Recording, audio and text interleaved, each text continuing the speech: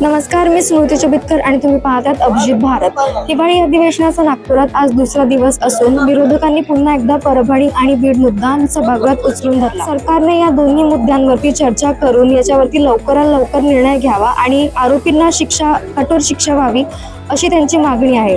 परंतु नियमात बसत नसल्याचे अध्यक्षांनी सांगून आज यावरती कुठलीही चर्चा झाली नसल्यामुळे सर्व विरोधकांनी आज सभेचा त्याग केला असून पूर्ण सभागृहाच्या कामकाजावरती आज बहिष्कार टाकला आहे। त्याच्यात एक होतं परभणी आणि दुसरं होतं बीड। परभणीचा काल पोस्टमॉर्टम रिपोर्ट आला। पोस्टमॉर्टम रिपोर्टमध्ये मल्टिपल इंजरीज दाखवलेल्या आहेत।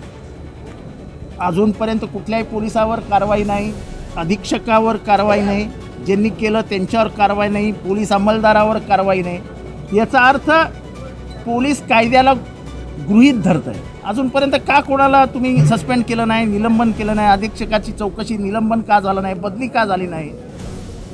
एक माणूस मारला जातो, एक विद्यार्थी मारला जातो, सुशिक्षित तिसऱ्या वर्गाला विधी न्याय विभागाच्या तिसऱ्या वर्गाला असलेला LLBचा स्टुडंट मारला जातो। सरकार शांत आहे, तर सरकार सर्वस्वी जबाबदार आहे। सोमनाथ सूर्यवंशी याच्या मृत्यूसाठी सुद्धा, विजय वाकोडे यांच्या मृत्यूसाठी सुद्धा आणि त्या स्त्रीच्या ज्या पद्धतीने तिच्यावर हल्ला केला त्यासाठी सुद्धा आम्ही त्याचा निषेध करतो आणि पोलिसांवर त्या ठिकाणी कारवाई व्हावी, त्यांना तात्काळ निलंबित करावं अशी मागणी करतो। परभणी आणि बीड हे सरकारचे वस्त्रहरण करतायत। सरकारचं पुढच्या 5 म्हणजे जे काय जेवढे वर्ष राहतील तेवढं पाशवी बहुमताच्या जीवावरती माज दाखवू आम्ही, अशा प्रकारचं नियमबाह्य काम करतायत। आता आम्ही सभागृहामध्ये स्थगन मांडला, विरोधी पक्षाचा अधिकार आहे, आम्हाला बोलूही देत नाहीत। आमच्या मनात येईल तेव्हा चर्चा करू असं नसतं। मी प्रत्यक्ष त्या ठिकाणी जाऊन आलेलो होतो। विजय वाकोडे जे लोकनायक आहेत, दलित पॅंथरचे नेते, ते शांतता प्रस्थापित करत होते।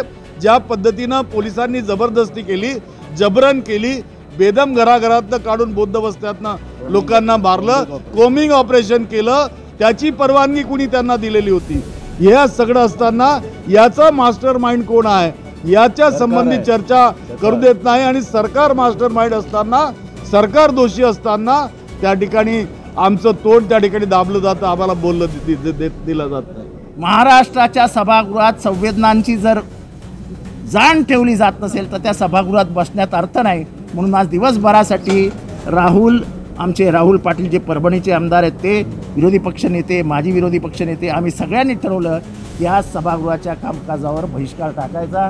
आमचा बीडचा क्षीरसागर यांनी देखील म्हणणं मांडलं आहे आणि पुढच्या आठवड्यात जर याला अटक झाली नाही तर आम्ही बीडमध्ये एक प्रचंड मोठा मोर्चा सोमवारी मंगळवारी काढू आणि उद्या आम्ही परभणीला सगळे विरोधी पक्षाचे नेते जात आहोत। कॅमेरा पर्सन विशाल आणि रोशनी सोबत मी स्मृती चुबितकर, अभिजित भारत मधून।